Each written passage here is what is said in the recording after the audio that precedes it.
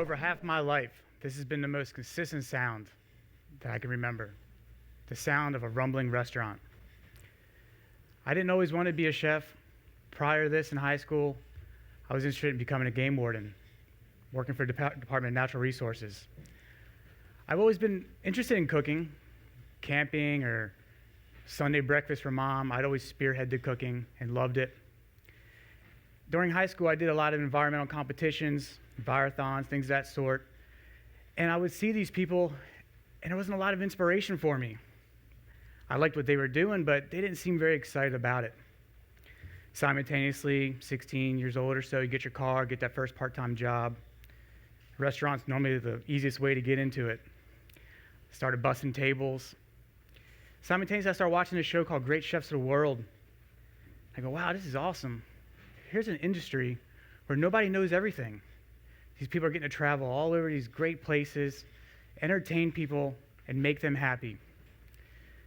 And then one Friday night, I wasn't scheduled to work. The call comes in, no call, no show. It's been part of my life a lot. We need you on the fry station. That one night changed everything for me. I came home the next day, sat my parents down, and said, listen, I no longer want to go to school for educational environmental studies. I want to go to school to learn how to cook. So that's what I did. Got my ducks in a row and learned about sacrifice immediately. When all my friends were going to the beach in the summertime, to lifeguard and bar back, I found myself in a hot, stainless steel, dimly lit kitchen, totally happy. So that's what I did. I went to school at 18, graduated from the CIA, put my head down, and was starting to develop and understand what the life meant to be involved in a grind. And when I go to the restaurant, when I went to the CIA, one of the very first things, day one, they show you and tell you is 6 out of 10 of your restaurants are going to fail within the first 72 months. Not very inspirational conversation to have. You're either going to lose your job or you're going to lose your restaurant, more or less. But you tell somebody like me that, and all that does is drive me to work harder, put my head down, and work on getting towards my end goal. So, being a chef, everybody knows there's a lot of TV shows out there that talk about and show the reality of the restaurant business, the grind, and that's what it is. You find yourself working 12-hour days. Your wife, your family, your friends, everything goes on the back burner. And what you're after, for me, has always been my own place. To put my name on something, totally get credit for what I was doing. So your 12-hour days turn into 18-hour days, literally 8 days a week, nonstop, grinding to meet these expectations. Be aware of the blogs, the food cost, the labor cost, and before you know it, you find yourself becoming desensitized to the world around you because all you're worried about is making this thing that you've wanted since you were 15 years old happen. And here it is. Now keep it going. And I know a lot of people out here right now have very strenuous jobs, a lot of pressure, families, kids. And for me, I always feel like there's always got to be some outlet for everybody to kind of get away from this, to feel whole again, to get in contact with yourself again, to get away from work, to disconnect.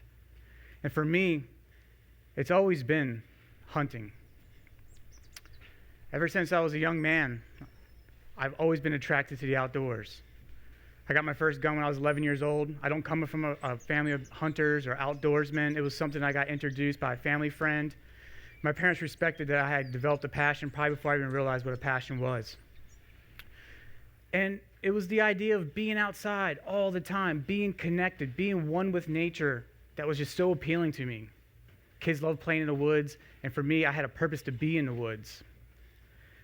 And it's this year-long process that I get to disconnect myself with almost day in and day out from my grind that I'm used to. The preparation, getting the fields ready, anticipating the next season. That's all the love for me.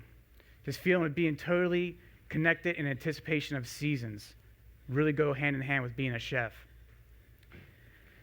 And when all your hard work comes full circle, you do your scouting, you're aware of where the animals are, you watch things grow year after year. And you finally get in that position, that opportunity to where you're deciding, I'm going to harvest this animal. a lot of things that I'd learned early on come flushing through my brain all at once like I've never experienced before. The idea of buck fever is a very true thing. It takes over your senses, your heart races, the anxiety, the emotions, the fear, the self-doubt come crashing through you. And then when you pull that trigger and you ultimately, harvest that animal you've been after for a year, 2 years, 3 years, another rush of emotions come over you. Elation, celebration. And for me, it's always a tad bit of sadness. I ultimately took something's life that was just going along with his day-to-day routine, doing his thing. And for me, I automatically try to counter those emotions with the idea of that I need to give this animal as much respect and honor that I absolutely can. Either sharing it with friends, giving it to customers, whatever I got to do to share what my hard work has provided and what this animal's provided for me. Now, the way we run our restaurant, we are very connected with a lot of local farmers. A lot of times, I watch animals grow over a year, from a piglet to a 300-pound sow. And I know that, with the day in and day out grind of, the reports and deadlines, it's really easy not to think about the emotions of that animal dying. But hunting for me always drives that home. It always brings me back to that. It doesn't let me get lost in just, food costs and blogs and reports and reviews. I got to remember when I pick up that phone and I order that hog or order those chickens, I'm the one giving that animal its one bad day. And hunting has always brought that home to me. That's the only reason I realized that. So my question to y'all is, have you ever thought yourself as a hunter? For me, I really think about the idea of y'all going out to dinner tonight and handing that menu or picking up that phone and ordering that to-go food. We're all part of this life cycle. And if you think a little bit about like being a hunter, reinventing the idea you anticipate your food, you enjoy your food, and you bring some of these ideas to you briefly, the idea of respect, honor, excitement, celebration, while you're dining, while you're grilling, while you're picking out a pork chop, not only will you feel better about what you're doing and eating, I promise you, it will taste a lot better. Thank you very much.